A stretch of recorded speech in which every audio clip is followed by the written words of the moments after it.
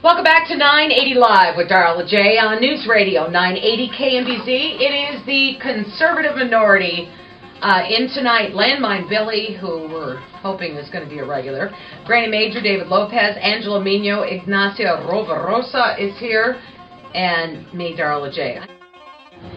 Well, I think that it's important that people realize, I, for one, was told forever that, minorities, the black people, Latino people, they vote Democratic. They're all Democrats, and, there's no way that any of those people are in the Republican Party. And I think it's important that people know that that's just not true. I think that this show in particular lets people know that, hey, I don't care what color you are, we all have the same concerns and the same issues in life.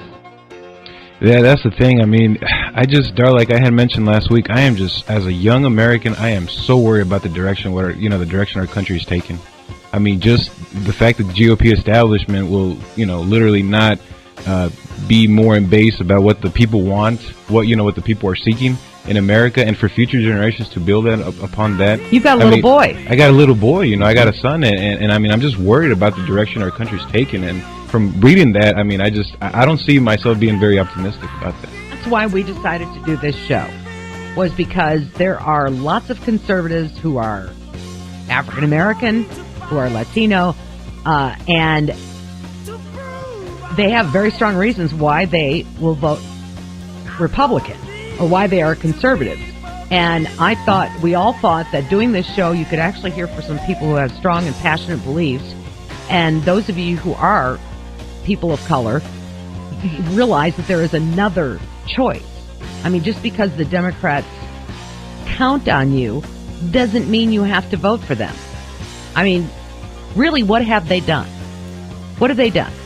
Everybody who has children, I don't care what color you are, your child's future is going to be a mess because they owe so much money. Well, here's my thing, is there are other things about illegal aliens. You're making them basically slaves. When they get here, most of them, yes. When they get here, they have no rights. Mm-hmm. So all of these bleeding heart liberals, you're allowing slavery to flourish. What else do you expect?